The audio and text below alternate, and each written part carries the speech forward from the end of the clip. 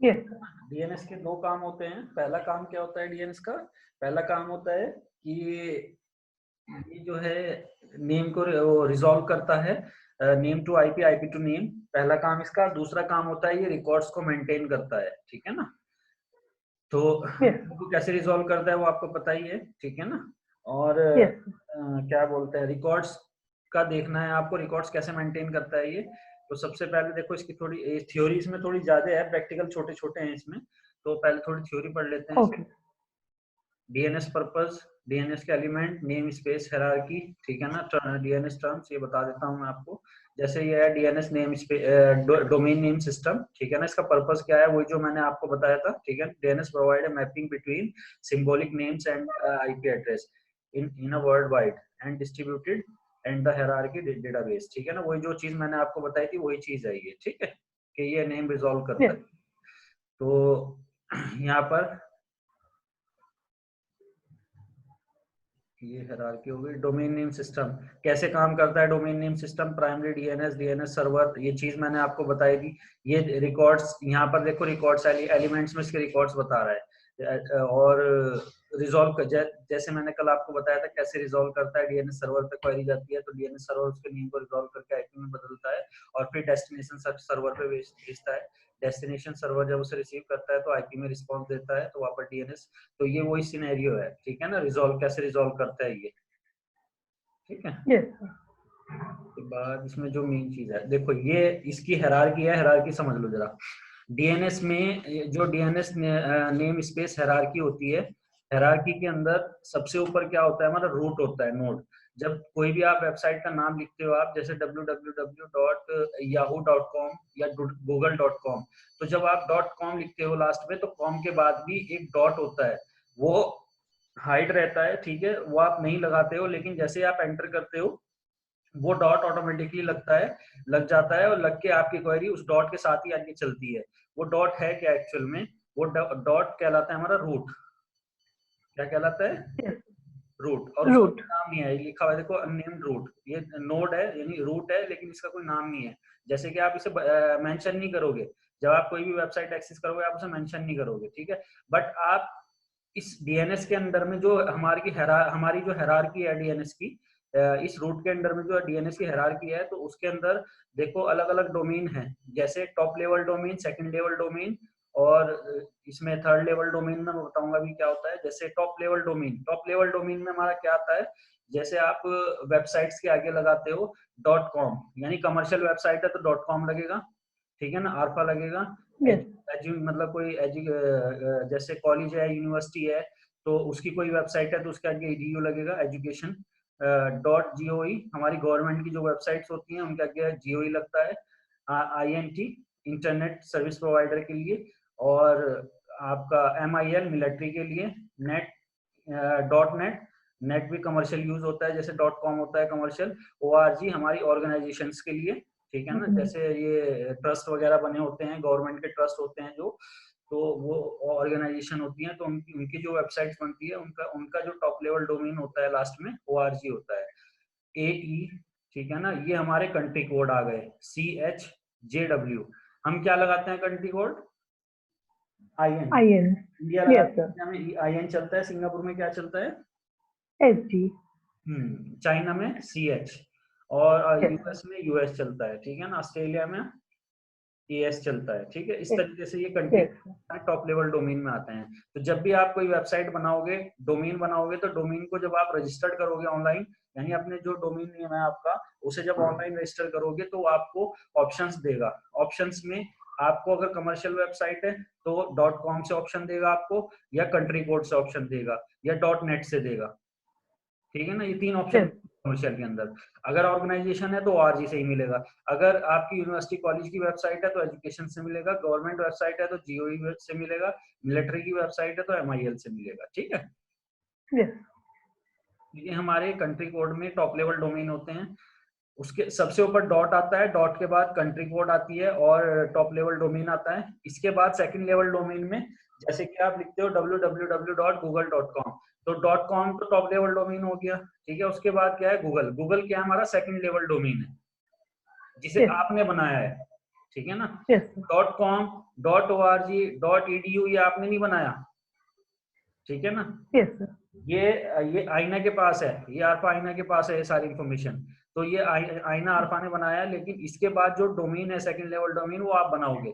जैसे google.com वो आपका कंपनी का डोमेन है, जैसे mis.com, जैसे आपका microsoft.com वो आप बनाओगे कंपनी का, यानी कंपनी को नाम आप दोगे। Yes. गूगल हो गया, ये हमारा सेकंड लेवल डोमेन हो गया, याहू हो गया, गूगल हो गया, और यूट्यूब हो गया, फेसबुक हो गया, ये जितनी भी दुनिया में वेबसाइट चल रही है वो सब सेकंड लेवल डोमेन में आती है, ठीक है। फिर इसके बाद Yes. लोअर लेवल डोमेन, यानी कि इसके नीचे एक और डोमेन होता है थर्ड लेवल डोमेन। जैसे गूगल के अंडर में जीमेल है, गूगल का चाइल्ड डोमेन है जीमेल, तो जीमेल कहाँ आएगा, वो गूगल के बाद, Yes, sir. ठीक है। और जीमेल के अंदर में क्या आएगा फिर www। अगर याहू है तो Yes. अंदर में याहू मेल आएगा, फिर www आएगा। यानी जो लोअर सबसे जो लोअर डोमेन होता है वो हमारा www होता है, यानी वर्ल्ड वाइड वेब, ठीक है। Yes. तो ये हमारे डीएनएस की हायरार्की होती है। तो 3 पार्ट्स में डिवाइड होती है ये, top level domain, second level domain, third level domain basically. बहुत से में Yes. 4 लेवल होते हैं डोमेन के, जिसके अंदर चाइल्ड डोमेन बनाए जाते हैं, जैसे gmail.com, yahoomail.com, गूगल के अंडर में बनेगा जीमेल, याहू के अंडर में बनेगा याहू मेल। तो उनके अंदर 4 लेवल मिलेंगे, वैसे नॉर्मली आपको 3 लेवल ही मिलेंगे डोमेन के, ठीक है। और Yes. इनका जो सेंटर पॉइंट रहता है वो एक डॉट रहता है, रूट रहता है, ठीक है। Yes. इसके बाद बात करते हैं root server, DNS client, DNS server, DNS resolve. ये टॉप लेवल डोमेन में वही आ गया, ठीक है ना। ये रूट हमारा वही है डॉट, ठीक है। सारी क्वेरीज हमारी डीएनएस की यहीं पे जाएगी रूट के पास, ये जो रूट है हमारा उसी के पास जाएगी क्वेरी, ठीक है। डीएनएस क्लाइंट, जी डीएनएस क्लाइंट जहाँ से रिक्वेस्ट चलेगी, ठीक है ना। डीएनएस सर्वर जहाँ जाके वो रिजॉल्व, डीएनएस सर्वर जहाँ जाके वो रिजॉल्व होगी, नेम से आईपी में, आईपीसी नेम में, ठीक है ना। Yes. डीएनएस रिजॉल्वर ये तो वही है, डीएनएस सर्वर के अंदर आएगा ये भी। ये मैं आपको पीडीएफ दे दूंगा, इसे पढ़ लेना एक बार, ठीक है ना। इसमें ज्यादा कुछ वो तो है नहीं, प्रैक्टिकल ऐसा बड़ा छोटे छोटे प्रैक्टिकल है ना। Primary name, secondary name, top level domain, generic domain, resource, ये पढ़ लेना है ना। इसमें Yes. देखो FQDN2 IP fully qualified domain name, ये तो मैंने बता दिया आपको। डीएनएस टर्म्स, रजिस्ट्रार, हाँ इसमें क्वेरीज होती हैं। डीएनएस 2 तरह की क्वेरीज के साथ काम करता है, iterative query, recursive query. Iterative query, recursive query क्या होती है, हाँ ये समझ लो, इंटरेटिव क्वेरी और Yes. रिकर्सिव। देखो हमारे पास यहाँ पे डोमेन है, ठीक है ना। एक यूजर ने कोई क्वेरी भेजी, जैसे हमारे पास एक डोमेन है mis.com है, ठीक है ना। तो यहाँ से जो 10.5 क्लाइंट मशीन है, इसने क्वेरी भेजी www.mis.com, एंटर किया, तो इसकी क्वेरी जो है लैन नेटवर्क में जाएगी, ठीक है ना। स्विच के थ्रू मेन सर्वर के पास पहुंचेगी। अभी ये जो इसने क्वेरी करी है mis.com की, उसके लिए तो डीएनएस सर्वर यहीं पे है, उसका रिकॉर्ड तो जाएगा, तो उसको जो है रिस्पॉन्स यहीं से मिल जाएगा, ठीक है ना। उसे कहीं बाहर जाने की जरूरत नहीं है। अगर ये वाला डीएनएस नहीं भी काम कर रहा, तो ये क्वेरी दूसरे, अगर 2 डीएनएस है, ठीक है ना, एक बैकअप डीएनएस भी बना रखा है, तो उस केस में वो बैकअप डीएनएस के पास जाएगा, वहां से उसे रिस्पॉन्स मिल जाएगा, यानी उसकी क्वेरी जो है लोकल डोमेन के अंदर ही रिजॉल्व हो जाएगी। लेकिन अगर वो जो क्वेरी वो कर रहा है, सपोज दैट www.yahoo.com, अब याहू का तो डोमेन ही नहीं है यहाँ, यानी इसकी क्वेरी आईएसपी के पास जाएगी, आईएसपी से फिर दूसरे डोमेन में जहाँ जहाँ के लिए क्वेरी बनी है ये, तो ये क्वेरी जब इसकी बाहर जाएगी, जब लोकली रिजॉल्व नहीं होगी और आईएसपी के पास जाएगी, और आईएसपी के पास जाने के बाद दूसरे डोमेन डीएनएस के पास जाएगी, तो ये अलग क्वेरी होगी। अगर इसकी क्वेरी लोकली रिजॉल्व हो रही है, अगर उसकी क्वेरी लोकली रिजॉल्व हो रही है, इसे बोलते हैं हम रिकर्सिव क्वेरी। क्या बोलते हैं, रिकर्सिव क्वेरी। अगर डीएनएस क्वेरी को, आपकी क्वेरी को लोकली रिजॉल्व कर रहा है, डोमेन के अंदर से ही रिजॉल्व हो रही है, ये आपकी रिकर्सिव क्वेरी होगी। अगर आपकी क्वेरी डीएनएस डोमेन सर्वर के बाहर जा रही है आईएसपी के पास, और आईएसपी के थ्रू आपकी क्वेरी रिजॉल्व हो रही है, तो इसे बोलते हैं हम इंटरेटिव क्वेरी, ठीक है ना। Yes. Yes. क्लियर है। Yes. तो ये 2 तरह की क्वेरी होती है इसके अंदर, ठीक है। ओके 2 मिनट दो मुझे जरा, है ना, 2 मिनट, मैं आता हूँ 2 मिनट, है ना। ओके। सर इंटरेक्टिव क्वेरी और रिकर्सिव क्वेरी पे। रिकर्सिव क्वेरी क्या होती है, जब अगर अगर आपकी क्वेरी लोकली डोमेन के अंदर ही रिजॉल्व हो जाती है, जैसे किसी भी क्लाइंट ने क्वेरी डाली, ये हमारा एक डोमेन नेटवर्क है mis.com के नाम से। अब यहाँ पे किसी भी क्लाइंट ने क्वेरी डाली www.mis.com, और उसकी क्वेरी, क्योंकि यस डोमेन हमारा लोकल है, तो लोकल नेटवर्क में बैठकर ही, डोमेन नेटवर्क में बैठ के क्लाइंट क्वेरी कर रहा है। तो जब उसकी क्वेरी लोकली रिजॉल्व हो जाती है डीएनएस के पास से, ठीक है ना, तो ये हमारी रिकर्सिव क्वेरी होती है। अगर क्लाइंट कोई ऐसी क्वेरी करता है ऐसे डोमेन के लिए जो लोकली अवेलेबल नहीं है, उसके लिए उसे इंटरनेट यानी आईएसपी के पास जाना पड़ रहा है, तो ये क्वेरी हमारी क्या कहलाएगी, interactive query. Interactive query. Yes sir. 2 तरह की क्वेरी के साथ काम करता है डीएनएस, ये यहाँ पे इंटरेक्टिव क्वेरी और recursive query. DNS packets, DNS का पोर्ट नंबर होता है 53, और डीएनएस जो कम्युनिकेशन प्रोटोकॉल यूज करता है वो टीसीपी यूडीपी, ठीक है ना, दोनों यूज करता है। यस वो डिपेंड करता है आपकी क्वेरी क्या है, जैसी क्वेरी होगी उस हिसाब से वो टीसीपी और यूडीपी का यूज करेगा, दोनों यूज करता है वो। Okay port number 53। यस देखो ये वो रिकॉर्ड्स होते हैं जो मैं बता रहा था ना आपको, डीएनएस जो है 24 रिकॉर्ड्स के साथ काम करता है, लेकिन उन 24 के रिकॉर्ड्स के अंदर से कुछ रिकॉर्ड्स ऐसे होते हैं जो हम देख सकते हैं, जिन पे हम काम कर सकते हैं। जैसे ये यहाँ पर देखो, टाइप्स, नीचे टाइप्स में आ रहा है SOA, स्टार्ट ऑफ अथॉरिटी, ये पहला रिकॉर्ड है। यस काइंड ऑफ रिकॉर्ड्स, ये रिकॉर्ड्स हैं हमारे, ठीक है, जिनके अंदर हम होस्ट के रिकॉर्ड से यहाँ पर मतलब क्या है, रिकॉर्ड से मतलब है कि डीएनएस रिकॉर्ड मेंटेन करता है। किस तरह का रिकॉर्ड मेंटेन करता है डीएनएस, सर्विस से रिलेटेड, होस्ट की मशीन के नाम से रिलेटेड, उसके आईपी से रिलेटेड, इस तरह के रिकॉर्ड जनरेट करता है, ठीक है। तो इसमें कई तरह के रिकॉर्ड्स होते हैं, 24 रिकॉर्ड्स में से ये रिकॉर्ड्स हम यूज करते हैं, जो हमें मिल भी सकते हैं देखने के लिए। इसमें से कुछ रिकॉर्ड हम चेंजिंग भी कर सकते हैं, जैसे yes OA, start of authority record. फिर है A, name address name record, ये रिकॉर्ड तो हम यूज भी करेंगे अभी, ठीक है ना, इसे तो हम यस यूज करते हैं। उसके अंदर अभी आगे वेब सर्वर बनाएंगे तो उसके अंदर हम इसका यूज करेंगे, वेब सर्वर नेम। इसके अंदर ये जो AA है हमारा एड्रेस जो रिकॉर्ड है, इसके अंदर हमारे होस्ट मशीनों का रिकॉर्ड जाता है, लिखा है ना, host IP address record. Yes sir. जब हम किसी क्लाइंट मशीन को, डोमेन को ज्वाइन कराते हैं, तो उसके जब क्लाइंट मशीन के नाम की और उसके आईपी की जो इंफॉर्मेशन होती है, उसका जो रिकॉर्ड मेंटेन करता है वो कौन करता है, ये एड्रेस रिकॉर्ड करता है डीएनएस के अंदर, ठीक है। यस उसके बाद NS record name server record होता है, अथॉरिटी नेम सर्वर, यानी सर्वर का नाम पे रिकॉर्ड रहते हैं इसके अंदर। अगर डोमेन है तो डोमेन की इंफॉर्मेशन रहेगी इसमें। C name record, chronicle name, यानी chronicle name for an alliance, ये एक नया, एक अलग, ये एक जैसे टू कॉपी कहते हैं या सेकंड कॉपी कहते हैं, फर्स्ट डेटा की सेकंड कॉपी वो सी नेम में रहती है। यानी डीएनएस के जो रिकॉर्ड बनेंगे हमारे, ये एड्रेस रिकॉर्ड, इसकी एक से एक कॉपी हमारी क्रॉनियन नेम में रहेगी, यानी एक उसकी बैकअप कॉपी इसमें बन के चलेगी साथ के साथ। एक पीटीआर रिकॉर्ड होता है, पॉइंटर रिकॉर्ड, इसे पॉइंटर रिकॉर्ड बोलते हैं। इस रिकॉर्ड को भी हम यूज करते हैं जब एड्रेस रिकॉर्ड जनरेट करते हैं, तो उसके अंदर इस रिकॉर्ड को भी हम यूज करते हैं। होस्ट इंफॉर्मेशन, होस्ट के हार्डवेयर की इंफॉर्मेशन की जो रिकॉर्ड होता है वो इस वाले रिकॉर्ड में रहता है, HINFO इन्फो, ठीक है ना। MX record, mail yes exchange record, इस रिकॉर्ड का हम यूज करते हैं जब हम मेल सर्वर इंस्टॉल करते हैं अपने डोमेन सर्वर पे। जब एक्सचेंज सर्वर जो मेल सर्वर होता है उसे इंस्टॉल करते हैं, तो उसके लिए पहले हम मेल सर्वर के लिए हमें एक MX रिकॉर्ड जनरेट करना पड़ता है डीएनएस के अंदर, ये मैनुअल करना पड़ेगा हमें, ठीक है ना, MX रिकॉर्ड। यस तो ये हमारे कुछ रिकॉर्ड होते हैं, XYZ अदर टाइप, बहुत 24 रिकॉर्ड होते हैं, उसमें से 6-7 लिखे हुए हैं जिनको हम देख सकते हैं, यूज कर सकते हैं, ठीक है। तो मैं दिखा यस देता हूँ ये रिकॉर्ड कहाँ मिलेंगे आपको। जैसे हमारे पास देखो 2 मशीन है, एक विंडोज सर्वर 2012 बी है, एक विंडोज सर्वर 2012 ए है। तो पहले हमारा जो मेन डोमेन है वो बी है ये, तो मैं इसमें दिखा देता हूँ आपको रिकॉर्ड। mis.com नाम से डोमेन है।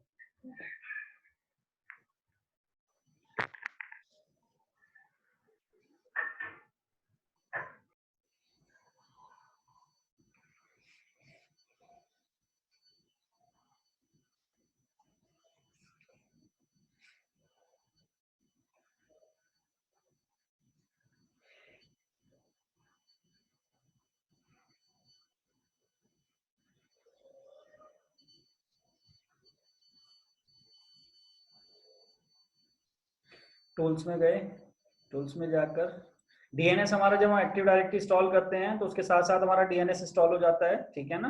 आप Yes. डीएनएस सर्वर को स्टैंड अलोन भी कर सकते हो, बिना डोमेन कंट्रोलर के भी हमारा डीएनएस इंस्टॉल हो सकता है। Yes. लेकिन बिना डोमेन कंट्रोलर के डीएनएस का यूज करने का कोई फायदा नहीं है, ठीक है। Yes.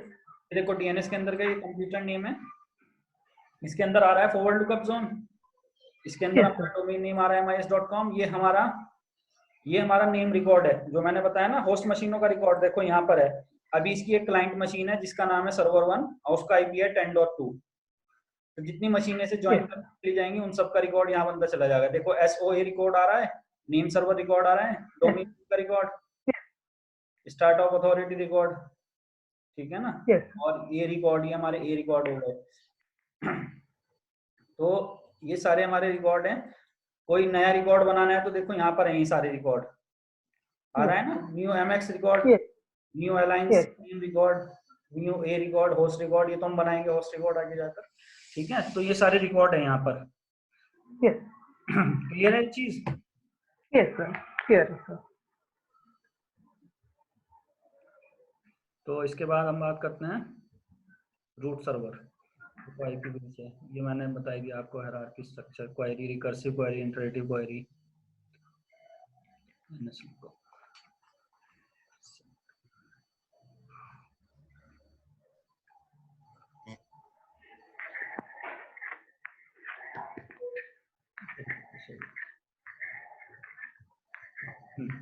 चलो अब कुछ चीज मैं बता देता हूं आपको। डीएनएस के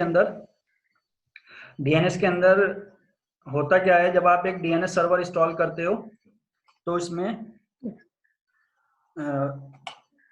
दो तरह के जोन इंस्टॉल होते हैं, यानी कि जब आप डीएनएस को इंस्टॉल करोगे तो दो तरह के जोन डिफॉल्ट इंस्टॉल हो जाएंगे, जिसके अंदर एक जोन आपका बाय डिफॉल्ट कॉन्फ़िगर रहेगा। तो दो तरह के जोन होते हैं डीएनएस के अंदर।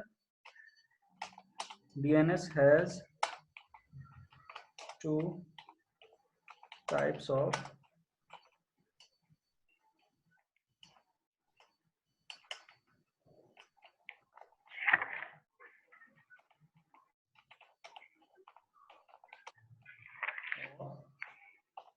जोन, ठीक है ना।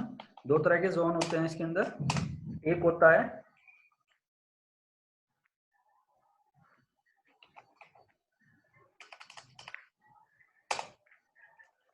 पहला होता है आपका forward lookup zone. Forward lookup zone के अंदर तीन तरह के जोन रहते हैं। एक होता है हमारा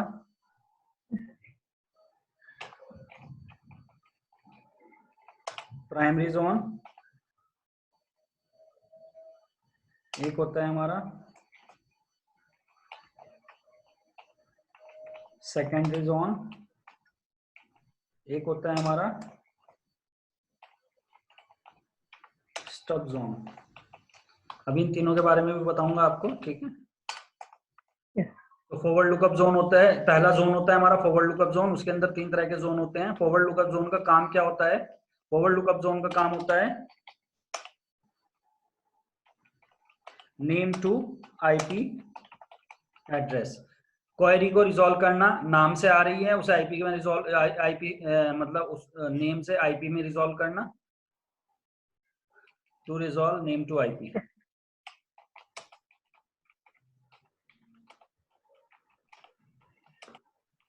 नेम टू आईपी, ठीक है जी। अंदर तीन तरह के जोन बनते हैं फॉरवर्ड लुकअप जोन में। फॉरवर्ड लुकअप जोन का काम होता है to resolve the name to IP और नेम टू आईपी, ठीक है। नेम टू आईपी रिजॉल्व करने का काम करता है। इसके अंदर एक जोन हमारा बाय डिफॉल्ट बनता है हमारा, वो जोन कौन सा होता है? Primary zone. प्राइमरी जोन क्या है? First copy of DNS server records. जो हमारे डीएनएस सर्वर के अंदर रिकॉर्ड बनेंगे उसकी पहली कॉपी हमारी प्राइमरी जोन के पास रहेगी, ठीक है। बाय डिफॉल्ट प्राइमरी जोन बनता है फॉरवर्ड लुकअप जोन के अंदर, प्राइमरी जोन डिफॉल्ट कॉन्फ़िगर होता है।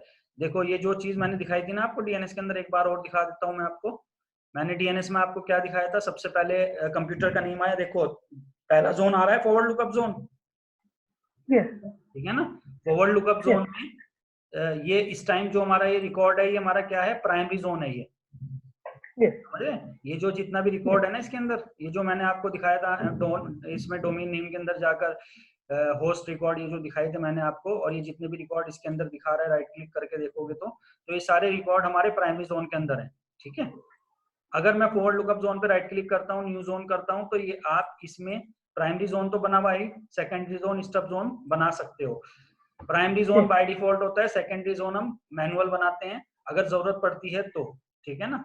और स्टब जोन का भी हम रिक्वायरमेंट के हिसाब से यूज करेंगे, स्टब जोन का भी यूज आगे जाकर एक प्रैक्टिकल के अंदर, ठीक है। तो पहला जोन क्लियर है, ये forward lookup zone. Yes, sir. Clear है sir. हाँ, फॉरवर्ड लुकअप जोन में क्या होता है, 3 तरह के जोन बनते हैं, primary zone, secondary, stub. By default primary zone configure रहता है जिसके अंदर सारे रिकॉर्ड होते हैं, इसके अंदर first copy of DNS server की रहती है। सेकेंडरी जोन हम मैनुअल बनाते हैं। सेकेंडरी जोन के अंदर क्या होता है, second copy of DNS server records. एक तरीके से बैकअप होता है, ये मेन डीएनएस सर्वर का बैकअप का काम करता है सेकेंडरी जोन, ठीक है ना। Yes. हाँ, तो प्राइमरी जोन तो फर्स्ट कॉपी है, सेकेंडरी जोन हमारी सेकंड कॉपी होती है, इसे हम मैनुअली क्रिएट करते हैं, इट Yes.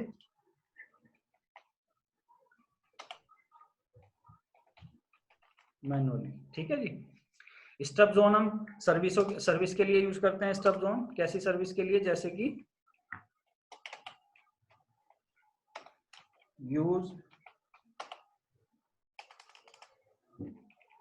क्रिएट फॉर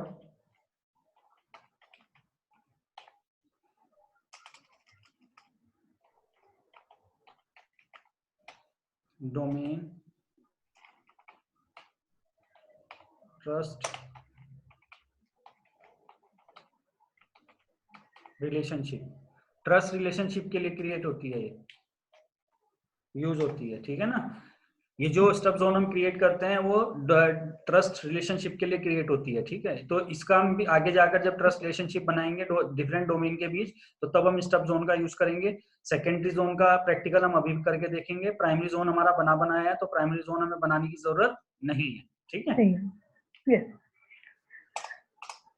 और सेकेंडरी जोन सेम मशीन पे नहीं आएगा, जहां पर फर्स्ट कॉपी है डीएनएस की वहां पर नहीं आएगा। सेकेंडरी जोन जो क्रिएट होता है वो क्लाइंट मेंबर सर्वर मशीन पे होता है। जैसे इस टोपोलॉजी के अंदर देखो मैंने क्या बनाया हुआ है, एक तो मेन डीएनएस सर्वर है, तो इसके पास क्या है, Yes.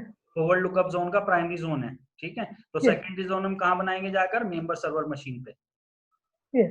ठीक है। अब इसका सेकेंडरी जोन का फायदा क्या होगा जो इस पे बनाएंगे जाकर, अगर क्लाइंट मशीन ने कोई क्वेरी करी, ठीक है ना, क्वेरी करी Yes. जैसे www.mis.com, या फिर यहाँ से डोमेन नाम पे हमने एक यूजर बनाया U1, और वो U1 यूजर 10.5 से जाकर लॉगिन हुआ।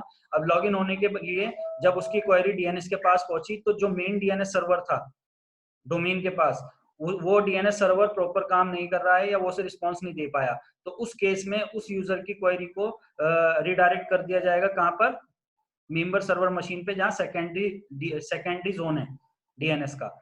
यानी Yes. कि उसकी क्वेरी जो है वो अगर प्राइमरी जोन से उसे रिस्पांस नहीं मिलता तो वो सेकेंडरी जोन के पास जाएगा। तो सेकेंडरी जोन क्या काम करता है, एक तरह का बैकअप होता है ये, ठीक है ना।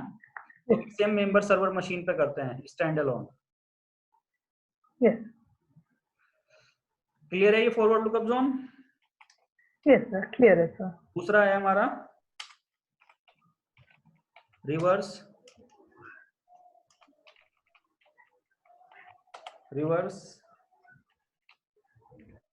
Lookup zone. Reverse lookup zone के भी अंदर ये तीनों होते हैं, लेकिन रिवर्स लुकअप जोन का काम क्या होता है, टू रिजॉल्व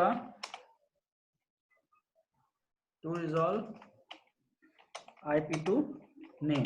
देखो फॉरवर्ड लुकअप जोन का काम क्या होता है, to resolve the name to IP, यानी आप जो नॉर्मल क्वेरी करते हो वो नाम से करते हो ना, जैसे U1 यूजर से लॉगिन होने के लिए आए आप, या यूजर से लॉगिन हो रहे हो, या फिर आप डोमेन के वेबसाइट को एक्सेस कर रहे हो www.yahoo.com, या यूजर के नाम से लॉगिन कर रहे हो, तो बेसिकली आप नाम यूज करते हो लॉगिन होने के लिए, ठीक है ना।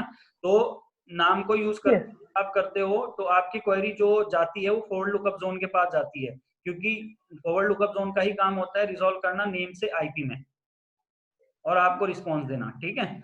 रिवर्स लुकअप जोन का काम होता है to resolve the IP to name. अब इसका काम क्या है ये समझ लो। सपोज दैट आपका google.com वेबसाइट है और आप उससे आपको उसका आईपी भी पता है, तो आप उसे नाम से ना एक्सेस करके, अभी अगर मैं google.com कहूँ आपको एक्सेस करने के लिए, तो आप क्या करोगे, www.google.com डालोगे ब्राउजर में और एंटर कर दोगे वेब ब्राउजर में, ठीक है ना, और एक्सेस कर लोगे गूगल वेबसाइट।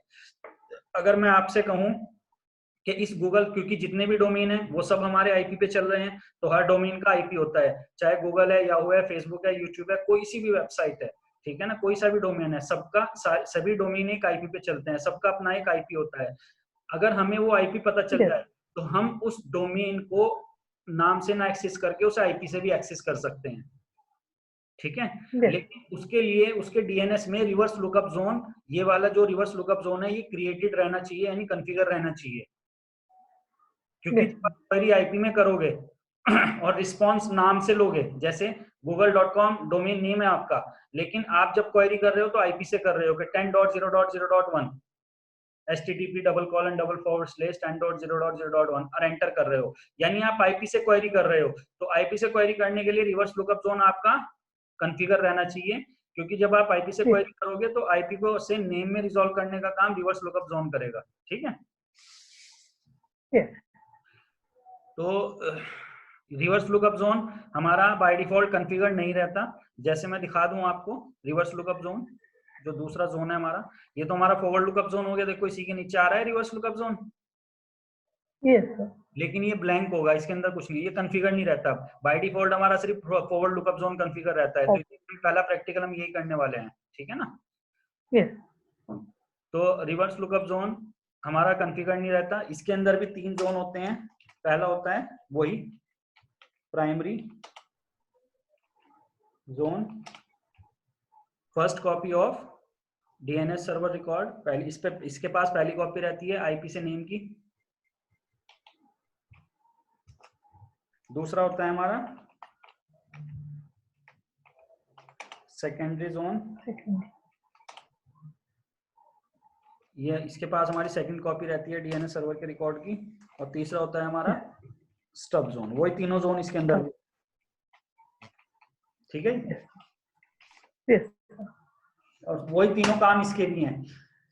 तो बस ये क्या है, ये प्राइमरी जोन में आईपी से आईपी की इंफॉर्मेशन रखेगा, नाम की बजाय आईपी और नेम, आईपी टू नेम की इंफॉर्मेशन रखेगा, और forward lookup zone name to IP की इंफॉर्मेशन रखता है, ठीक है ना। इसलिए रिवर्स लुकअप जोन हमारा बाय डिफॉल्ट कॉन्फ़िगर नहीं होता, इसे मैनुअल कॉन्फ़िगर करते हैं अगर जरूरत पड़ती है तो, ठीक है। अब जैसे यहाँ पर देखो ये हमारा मेन डोमेन है, ठीक है। अभी मेन डोमेन हमारा क्या है, mis.com।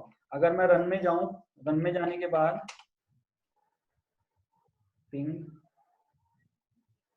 अभी आईपी है हमारा 10.0.0.1, रिस्पॉन्स मिल रहा है, ठीक है। अगर मैं यहाँ पर लिख दूं पिंग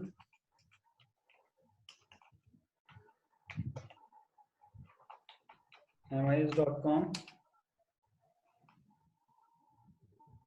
होगा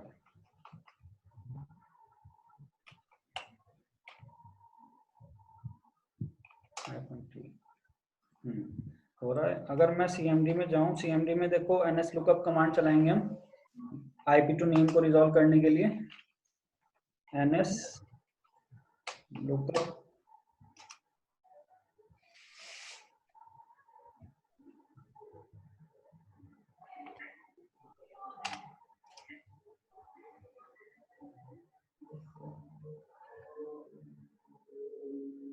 देखो ns लुकअप के अंदर हमें ना तो डोमेन का नाम दिखाया ना डोमेन का आईपी दिखाया, ठीक है ना, क्योंकि ns लुकअप हमारी कमांड जब चलेगी जब हमारा रिवर्स लुकअप जोन हमारा क्रिएट हो जाएगा, ठीक है ना। www mis.com अगर मैं डालता हूँ यहाँ पे एंटर करता हूँ तो कोई इंफॉर्मेशन नहीं दिखा रहा है इसकी, है ना। unknown. Yes, sir. अभी देखो हमारा रिवर्स लुकअप जोन कॉन्फ़िगर नहीं है, तो यहाँ पर पहला पहला प्रैक्टिकल है हमारा डीएनएस का। रिवर्स लुकअप जोन हम क्रिएट करेंगे, रिवर्स लुकअप जोन के अंदर प्राइमरी जोन क्रिएट करेंगे, ठीक है। Yes. तो कैसे क्रिएट करते हैं, डीएनएस के अंदर जाएंगे, लिखना है ये। तो सर शॉर्ट फॉर्म में लिख लूंगी। Yes, sir. लिख लो how to create how to configure reverse lookup zone. Yes, sir. With primary zone जरूर कर लेना, ठीक है। Yes. तो go to the domain server machine,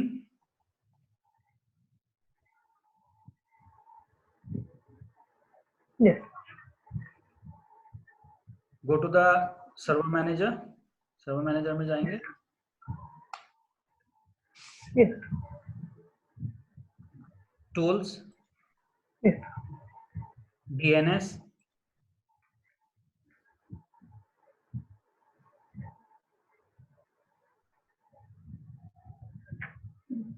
Yes. DNS के अंदर यहाँ पर बाय डिफॉल्ट ये कंप्यूटर नेम आ रहा होगा, इसे एक्सटेंड करेंगे, extend computer name. Yes. Right click on reverse lookup zone, new zone,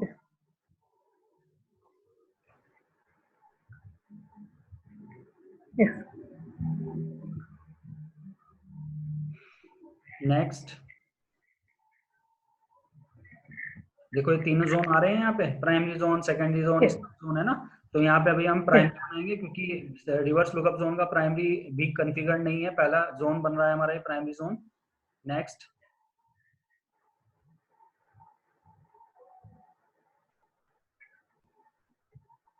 यहाँ पर क्या है, to all DNS server running on domain controller in this domain mis.com, यानी जो हमारी क्लाइंट मशीनें रहेंगी या सब डोमेन रहेंगे, ये डीएनएस का जो रिकॉर्ड मैं यहाँ पे बना रहा हूँ, ये रिकॉर्ड एज इट इज वहां पे जाएगा। जैसे एडीसी हम जब बनाएंगे तो ये रिकॉर्ड वहां पर भी सिंक होगा, ठीक है।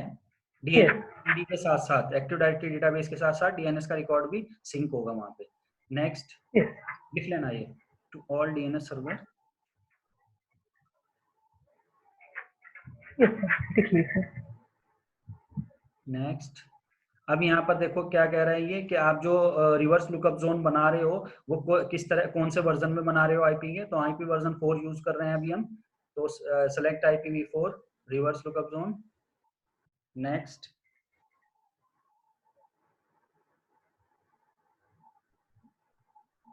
Yes. यहाँ पर देखो नेटवर्क आईडी पूछेगा आपसे, तो नेटवर्क आईडी में आपको क्या करना है, सिर्फ स्टार्टिंग के 3 ऑक्टेट में जो भी वैल्यू होगी आपकी नेटवर्क आईडी की वैल्यू, वो बताओगे आप। तो हमारा नेटवर्क की आईडी क्या है, 10.0.0.0, ये है ना हमारी। Yes. Yes, sir. तो लिख लेना नेटवर्क आईडी। Yes. सिर्फ 3 ऑक्टेट लिखना है इसमें, है ना, नेटवर्क आईडी बतानी है इसमें। Yes. नेक्स्ट। कुछ नहीं करना है यहाँ पे, allow only secure dynamic update, कुछ नहीं करना है, डिफॉल्ट। Next, finish. देखो ये हमारा रिवर्स लुकअप जोन क्रिएट हो गया, ठीक है। एनएस रिकॉर्ड आ गया, स्टार्ट ऑफ अथॉरिटी रिकॉर्ड आ गया। इसका Yes. काम क्या होता है, रिवर्स लुकअप जोन का काम क्या होता है, आईपी टू नेम, रिजॉल्व करना आईपी से नाम को, ठीक है। अब Yes. देखो इस पे हमने रिवर्स लुकअप जोन क्रिएट कर दिया, तो एक बार हम क्या करते हैं, एनएस लुकअप कमांड चला के देखते हैं। पहले एनएस लुकअप चल नहीं रही थी ना हमारी। Yes.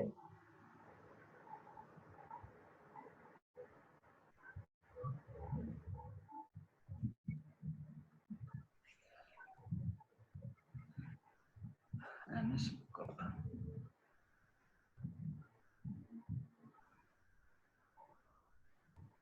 NS lookup,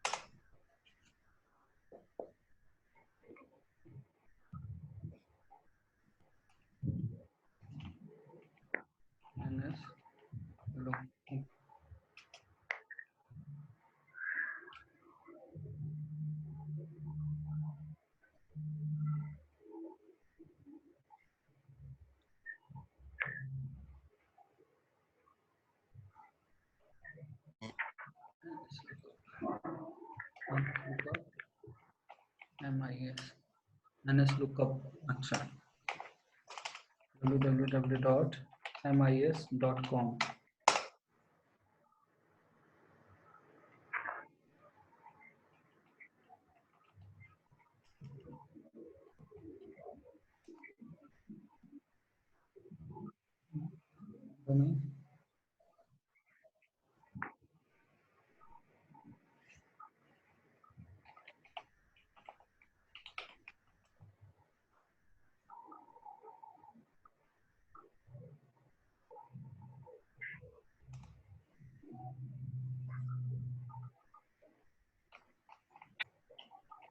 CMD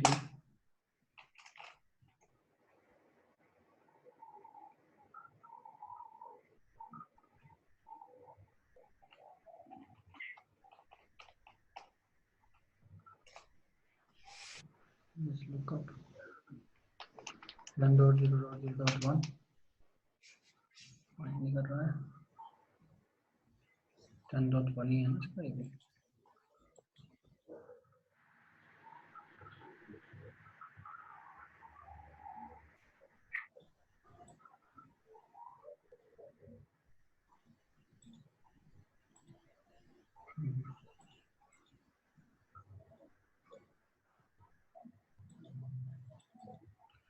NS lookup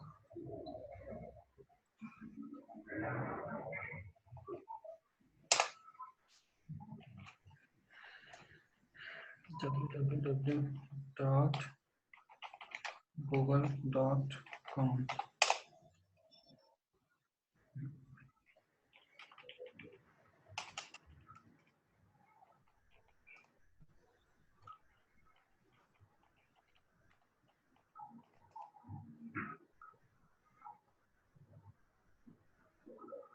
DNS request timeout।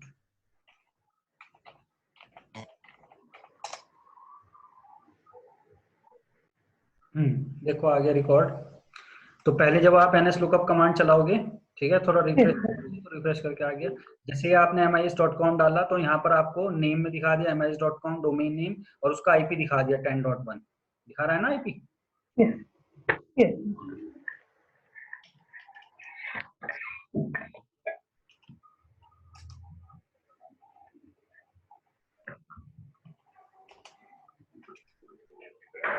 तो ये हमारा क्या है, NS lookup कमांड चला के इसके अंदर आप अगर डोमेन नेम बताओगे तो डोमेन नेम का पूरा रिकॉर्ड बता देगा आपको कि इसका IP क्या है, ठीक है ना। तो डोमेन नेम है हमारा mis.com और IP है इसका 10.1। सर्वर मशीन है इसकी 10.1 दिखाएगा, ठीक है। तो ये हमारा ये रिकॉर्ड जनरेट हो रहे हैं यहाँ पे। तो NS लुकअप जो हमारी कमांड चलेगी, अगर हम ये रिवर्स लुकअप जोन ना बनाते तो ये कमांड हमारी रन ना होती, जो NS लुकअप है, ठीक है। इसके अंदर हमें तो ये रिजॉल्व जो हो रहा है वो हमारा इसी से हो रहा है ये, ठीक है। रिवर्स लुकअप क्लियर है, ये रिवर्स लुकअप जोन, ठीक है। Yes, sir. अब यहाँ पर Clear, sir. अब अगला है हमारा, देखो जो हमारा अगला जोन था, रिवर्स लुकअप जोन हमने कर लिया, इसके अंदर प्राइमरी जोन कर लिया, सेकेंडरी स्टेप करने की इसमें जरूरत नहीं है। लेकिन फॉरवर्ड लुकअप जोन के अंदर हमारा प्राइमरी जोन तो बना हुआ है, ठीक है। Yes, sir. अब इसका हमें सेकेंडरी जोन बनाना है। तो सेकेंडरी जोन बनाने के लिए हम कहाँ बनाएंगे सेकेंडरी जोन? जैसे यहाँ पर हमारा जो DNS Member. है, ये तो प्राइमरी जोन यहाँ पर चल रहा है फॉरवर्ड लुकअप जोन का, पहली कॉपी DNS सर्वर की यहाँ पर है। Yes. इसकी सेकंड कॉपी हम कहाँ रखेंगे? मेंबर सर्वर मशीन पे। Member server. सेकेंडरी जोन हमारा उसी मशीन पे क्रिएट नहीं होगा, यहाँ पर आपका, ठीक है। Yes. मैं करके दिखा देता हूँ प्रैक्टिकल एक बार आपको। देखो जैसे हमारा प्राइमरी जोन है ना फॉरवर्ड लुकअप जोन का, तो हम इसके अंदर क्या करते हैं, सेकेंडरी जोन बनाते हैं। देखो forward lookup zone next secondary, तो एरर दे देगा हमें। जोन का नाम यानी डोमेन का नाम mis.com। Okay, so this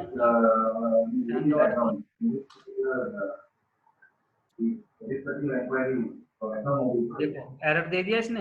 error इसलिए दे रहा है कि इस मशीन पे ऑलरेडी प्राइमरी जोन चल रहा है, तो यहाँ पे आप सेकेंडरी नहीं बना सकते। सेकेंडरी बनाने के लिए कहाँ जाना पड़ेगा? Server machine, Member server. ठीक है। तो अभी अगला प्रैक्टिकल लिखो। तो मेंबर सर्वर मशीन हम ऑन कर लेते हैं, मेंबर सर्वर मशीन है। Yes. But now they want to change. अगली हेडिंग डाल लेना, how to They want to leave. Configure So they are in the separation. Yes. On member server machine. Yes. Yeah. तो उसके लिए क्या करेंगे, go to the member server machine, member server machine पे जाएंगे. Now you are saying you feel not able to member server machine पे जाकर पहला काम आपको क्या करना है, इंस्टॉल डीएनएस सर्वर रोल. सबसे पहला काम आपको करना है, इंस्टॉल करना है डीएनएस सर्वर रोल को मेंबर सर्वर मशीन पे. Yes.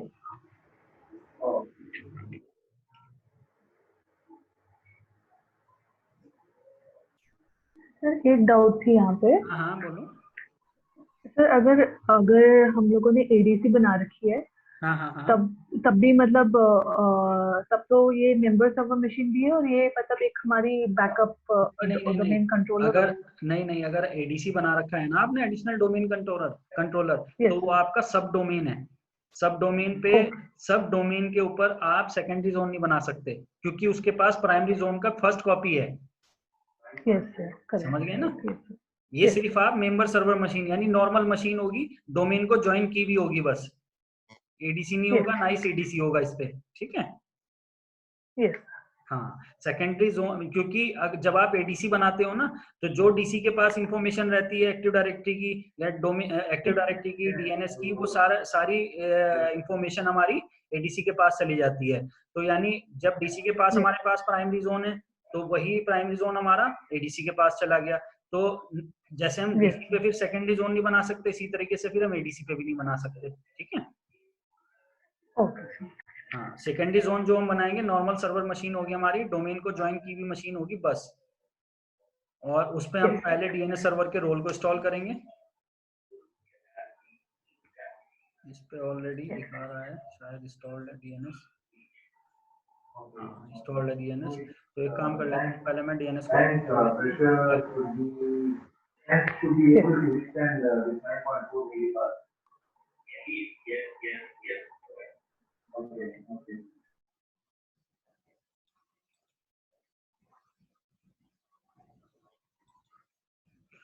रिमूव डीएनएस और ऑलरेडी दिखा रहा है, तो एक बार मैं रिमूव कर लेता हूँ, फिर दोबारा से क्रिएट करेंगे.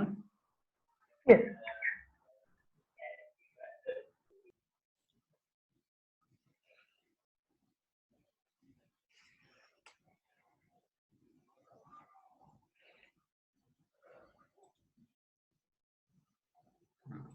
ना.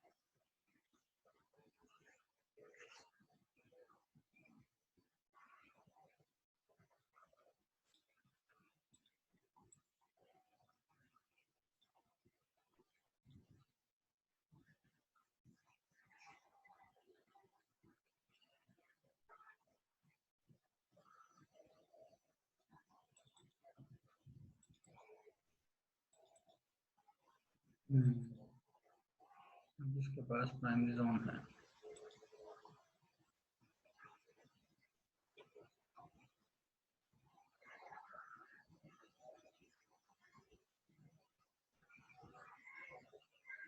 वो एडीसी बना हुआ है इस पर.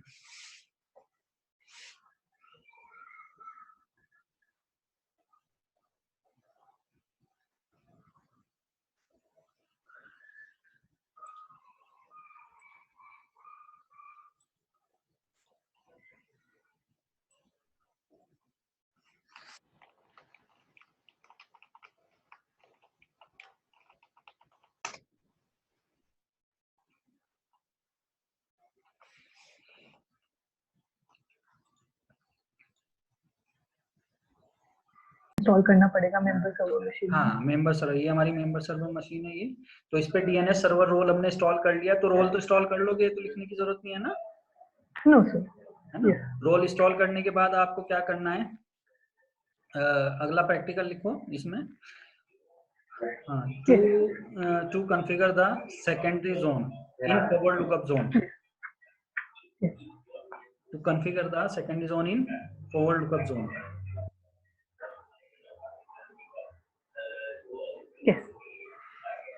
तो अभी मैं एक बार दिखा देता हूं आपको, इसमें हमने सिर्फ डीएनएस इंस्टॉल किया है। तो डीएनएस के अंदर देखो फॉरवर्ड लुकअप जोन में कोई भी रिकॉर्ड नहीं आ रहा है, ठीक है। तो पहले लिखो go to the server manager, tools, DNS,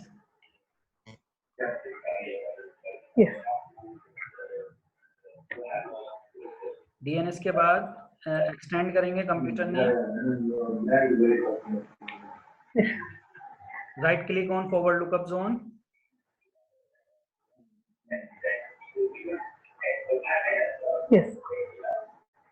new zone,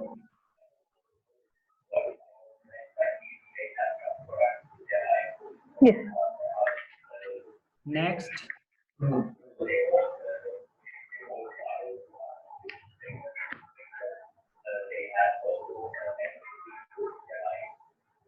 next करेंगे। तो यहाँ पर देखो प्राइमरी जोन तो बना नहीं सकते हम, क्योंकि ये हमारा सिर्फ मेंबर सर्वर मशीन है, क्योंकि प्राइमरी जोन हमारा डोमेन सर्वर मशीन पे होता है जहाँ पर एडी रहता है। तो यहाँ पर हम सेकेंडरी जोन बनाएंगे, सेलेक्ट सेकेंडरी जोन,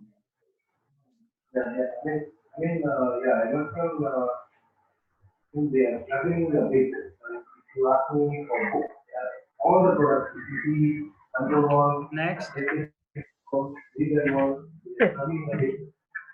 यहाँ पर जोन नेम में और डोमेन का नाम बताएंगे, जो डोमेन है आपका mis.com,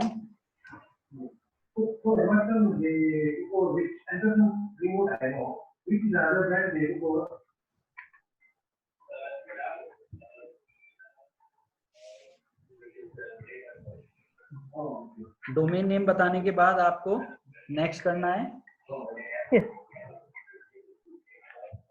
यहाँ पर आईपी बताना है आपको, जो भी डोमेन का आईपी होगा,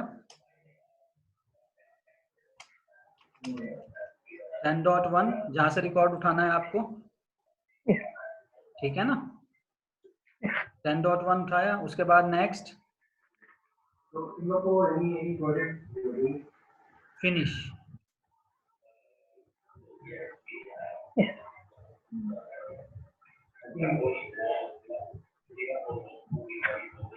Yeah, it's very small. I mean, it's very small in the phone now. So very few projects. Yeah. I mean, actually, in the no project, most of the projects is coming from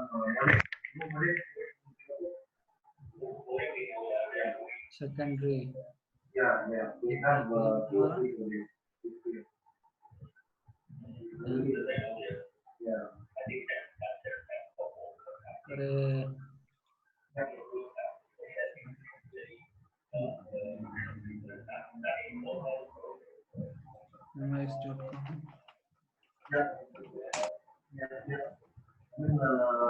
Bangkok is doing one project.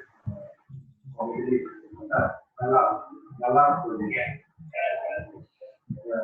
फिर से जाएंगे, एक बार check करेंगे, refresh किया हमने, server पे record किया है यहाँ पे।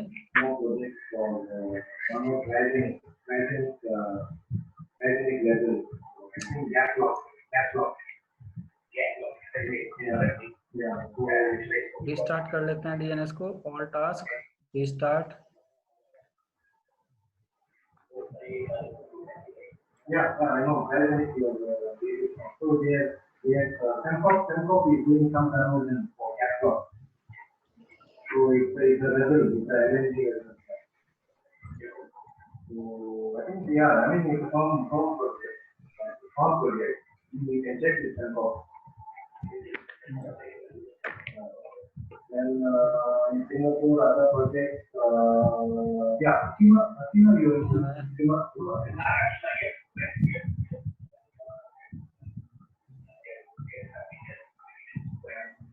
optimize the big project. So that one, I mean, it will be slightly delayed, I guess, but this is the biggest project in Singapore now. बहुत टाइम लगा रहा है. Then, yeah, these are the projects and they can see that. ये restart कर लेते हैं main limit. Okay, नहीं हो पा रहा है अभी, ठीक है ना. अभी स्टार्ट करके देखते हैं.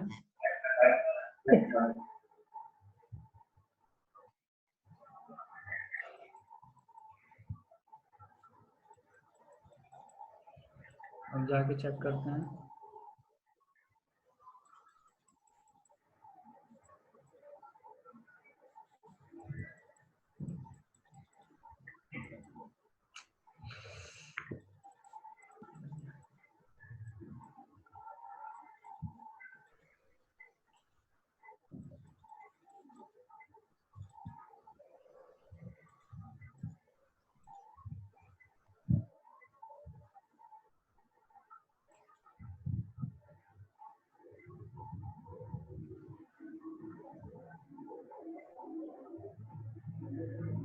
डोमेन को ज्वाइन नहीं है, मेंबर सर्वर मशीन. ये डोमेन को ज्वाइन नहीं है ना, तो इसलिए नहीं दिखा रहा है ये. 2 मिनट रुको.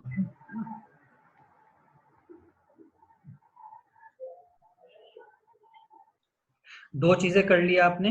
ये जोन, ये हमारा डोमेन कंट्रोलर है, ठीक है ना. डोमेन कंट्रोलर पे मेन डोमेन कंट्रोलर और ये हमारा मेंबर सर्वर मशीन. तो मेंबर सर्वर मशीन पे आपने पहला काम क्या किया, डीएनएस सर्वर के रोल को इंस्टॉल किया. दूसरा काम आपने क्या किया, सेकेंडरी जोन क्रिएट किया, ठीक है ना. तीसरा काम आपको क्या करना है, एक स्टेप और रह गया एक्चुअली इसमें. वो स्टेप क्या है, आपको वापस डोमेन कंट्रोलर सर्वर मशीन पे जाना है. Go to the domain controller server machine. और वहां पे जाके आपको डीएनएस के अंदर जाना है.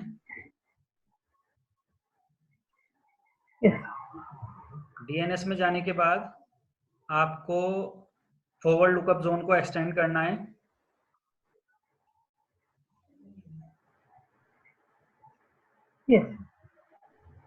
इसके अंदर आपका डोमेन नेम होगा. डोमेन नेम पे राइट क्लिक करना है आपको.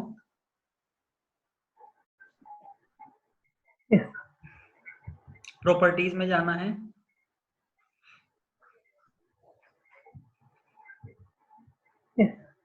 प्रॉपर्टीज में जाने के बाद देखो जोन ट्रांसफर ऑप्शन आ रहा है. जोन ट्रांसफर, तो जोन ट्रांसफर पे हाँ, जोन ट्रांसफर पे क्लिक करना है. और यहाँ पे देखो अलाउ जोन ट्रांसफर, अभी कुछ नहीं है, इसे अलाउ कर देंगे. यहाँ पे सिलेक्ट कर लेंगे allow zone transfer to any server, ठीक है ना.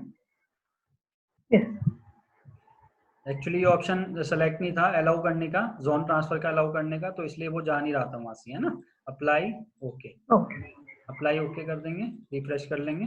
तो ये हमें डोमेन कंट्रोलर पे करना है ना, अलाउ जाकर जोन ट्रांसफर अलाउ, ठीक है ना. करने के बाद अब जाकर चेक करो जरा डीएनएस के अंदर मेंबर सर्वर मशीन पे जाकर रिफ्रेश कर लो एक बार.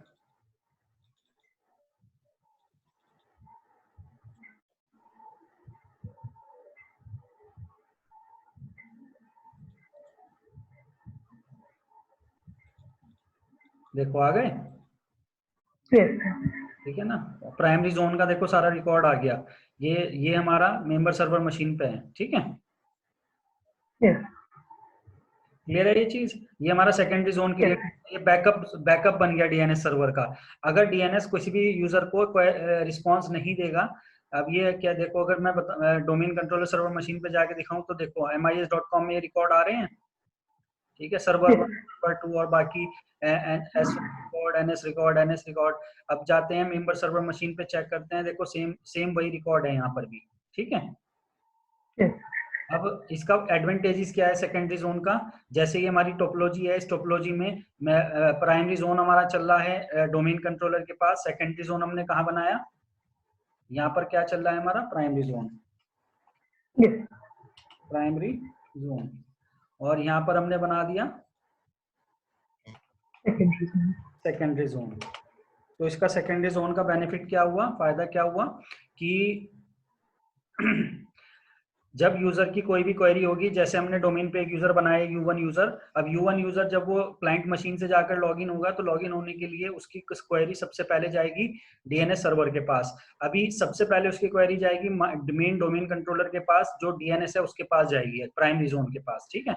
अब अगर यहाँ पर ये प्राइमरी जोन हमारा डीएनएस सर्वर प्रॉपर काम नहीं कर रहा है, तो इस चीज को देखते हुए यहाँ पर क्या होगा, आपकी क्वेरी यहीं से रिडायरेक्ट हो जाएगी और सर्च करेगी कि कोई और डीएनएस तो नहीं है हमारे नेटवर्क में, यानी बैकअप डीएनएस।